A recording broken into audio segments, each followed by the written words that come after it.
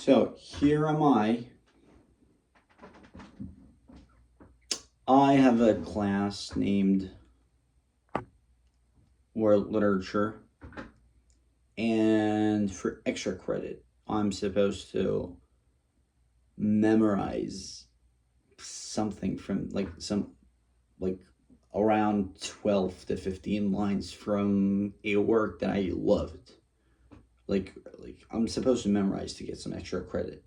So what I'm gonna do here is that I'm gonna try to read it and post it here. I just want to do it, and I'm gonna do it. I'm supposed to memorize this, but I'm not. I didn't memorize it yet. So, but I'm just gonna practice it here. Okay, this is actually from the Epic of Gilgamesh. This is the part, I believe, at the very end of Tablet 7th, I suppose. And this is actually from the translation in the Norton's Anthology, World Literature, 5th edition, the shorter one, volume 1. Okay, so we don't get any copyright, whatever the thing is. It's gonna be, this is the moment. So there's Gilgamesh, this guy. He's like a king or whatever. He does a lot of things. Like he builds walls to protect people, like throughout the Epic of Gilgamesh.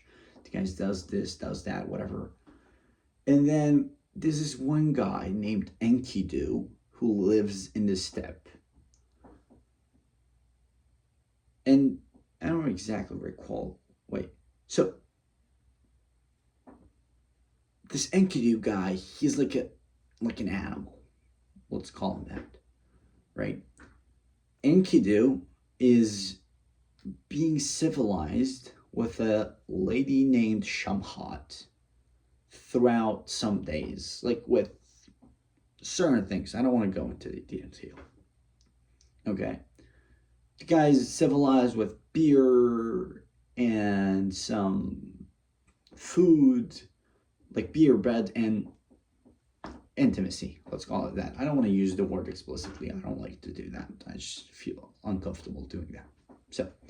So with intimacy, which is a very main part. So this Enkidu represents the people, not people, but like the concept. Not exactly concept. Still, I really have no idea if it's like a person or like a concept that's supposed to be represented.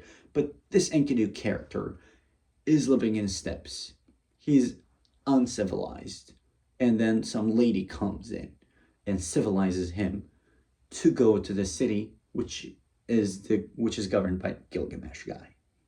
I just keep calling them guys. I hope it doesn't sound bad. But I don't know. I just feel more comfortable doing this. So, and then these guys, first of all, they fight each other for no reason whatsoever. Like, there is some reason, but I really don't get it. And right after they fight, they just become friends. They're like kids. I don't know. They're like kids, and like they just become friends. They're like best friends forever. And they go somewhere, they get into some stuff, they're very good friends, they need to go kill some guy, whatever, like too many stuff going on. And then this Enkidu guy dies, which is like the, catastrophic event. And Gilgamesh is mourning for him. And this is actually, I think, very good. Like, I don't know how many lines. Is it like 12? A little more than 12, maybe. That I really like to, just read it. Which is what I'm going to do. I try to be like representing the emotion. I try to do that, hopefully. Hopefully it's not too cringe. It might be, but it's just acting. I hope you guys will forgive it, since it's just, I'm trying to act, right? Okay, let me get into the mood, and we'll do that. I'm gonna read it off my tablet. Tablets. Tablets. Such a pun intended. You got it? Tablets? This is also written in tablets. I know it's a bad joke, but I really like doing these nerd jokes. Just to let you know. So here it is. Hear me, O young man. Listen to me. Hear me, O elders of Uruk. Listen to me. I mourn my friend Enkidu. I howl as bitterly as a professional keener. Oh, for the axe at my side. Oh, for the safeguard by my hand. Oh, for the sword at my belt. Oh, for the shield before me. Oh, for my best garment. Oh, for the raiment that pleased me most. An ill wind rose against me and snatched it away. Oh, my friends, swift wild donkey, mountain onager, panther of the steppe. Oh, Enkidu, my friend, swift wild donkey, mountain onager, panther of the steppe. You who stood by me when we climbed the mountain, seized and slew the bull of heaven, felled the Humbaba who dwelt in the forest of cedar. What now is the sleep that has seized you? Come back to me. You hear me not. So this is like the Gilgamesh's part where he mourns actually. And the way this story continues, it's actually so epic to me. So after Gilgamesh speaks, right? You hear me not. But as for him, he did not raise his head. He touched his heart, but it was not beating. Then he covered his friend's face like a bride's. He hovered round him like an eagle, like a lioness whose cubs are in a pitfall. He paced to and fro, back and forth, tearing out and hurling away the locks of his hair, ripping off and throwing away his fine clothes like something foul. At the first glimmer of dawn, Gilgamesh sent out a proclamation to the land. Hear ye, blacksmith, lapidary, metalworker, goldsmith, jeweler, make an image of my friend, such as no one ever made of his friend. I'll lay you down in the ultimate resting place. In a perfect resting place, I'll surely lay you down. I'll settle you in peaceful rest in that dwelling sinister. Rules of the netherworld will do you homage. I'll have the people of Uruk shed bitter tears for you. I will make the pleasure-loving people burden down for you. And as for me, now you're dead, I'll let my hair grow matted. I'll put on a lion skin and roam the steppe. And then this guy goes on a story with Utanapishtim, which is like basically like Noah in the Hebrew Bible, but not exactly him. It's the guy with the ark and the flood, Utanapishtim. He goes to find the elixir of immortality. He finds not and whatnot. If you guys would like to read it, you can read it. But yeah, this is just what I wanted to share. I hope it's a lovely piece of reading that I think everyone should read. But I had the chance to take this as a class and read it. I really loved it, and I it's a very beautiful suggestion that you guys should take a look at it.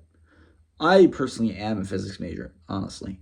And that might sound weird to you that I'm taking a class of world literature, but not necessarily, because when you try to read some books of, like from different cultures and whatnot, it's like such a beautiful experience to, like, for example, this is like a beautiful piece of literature, and being able to read this and try to understand it, like, and try to resonate with it, I think gives you a lot of what do you call, like, understanding of yourself and the society also. But like, it's just literature. It's like, I don't know if you guys watched that Post Society, but there's like a phrase there that says, I believe, poetry is like, he is describing the Mr. Keating. He's describing poetry in a way that I can't ever like forget that. Like, I don't recall it exactly word by word, but the way he explains poetry, that humankind is based on like emotion, right? Like passion, basically. And poetry, like, or like literature, is a very beautiful way to express this. Which in this case is like, this is kind of like poetry, but back in the day, like, I don't recall the exact dates, but it's like before Christ, like 2,000 years before Christ or something like that. And I think it's very important to like see this. It's like humankind, we've developed a culture, like these guys have written these in tablets, like stone tablets. They just carved it. They found a way to write it, which is called cuneiform. I learned these in school, so I can like flex this information off. But these are like, if you would like to research about it, that's why I'm saying it. So cuneiform, like they find a new alphabet. Like, how did humanity come to this? From not being able to just like live a thing life, like settled life, like they like hunter gatherers times, like how did we evolve from, like, as a society evolved from that to this, I don't use the term evolved in a sense of like evolution, like biological. I mean the sociological part of it. And I think it's very valuable to see how human emotions are like very fundamental to anyone, like every single human, no matter what age you lived in. This guy experiences grief. I'm pretty sure you experience similar things as a what, like as like when you lose someone you love, or like when your girlfriend breaks up with you, whatever it might be. Like, the point is that, like, being able to connect with people from very past we have no idea about is very valuable to me, so we can actually like have a connection and try to understand them and maybe get lessons from their mistakes. And not just only that, I can't like explicitly share something about this as like I can't explicitly say, oh yeah, this is good about this, because I'm not really sure. But it just feels great to experience this. That like reading a poet, it's just like art. And art is basically human. A human lives with art. I'll probably make another video about this if I think is necessary. But I think this is very important for you, like for me, to be able to understand emotions, right? Emotions are very well represented with art. But yeah, we'll get into that later on. I don't want this video to be too long, okay? Take care. Stay with love, because humans need love. Love each other. Love your mother, love your father, you love your brother, love your sister, love the people around you, love your neighbor. And I think is what love is. No, it's the thing that's gonna save us from the troubled times that we have right now. Stay with love. I hope I can love everybody too. Pray for me.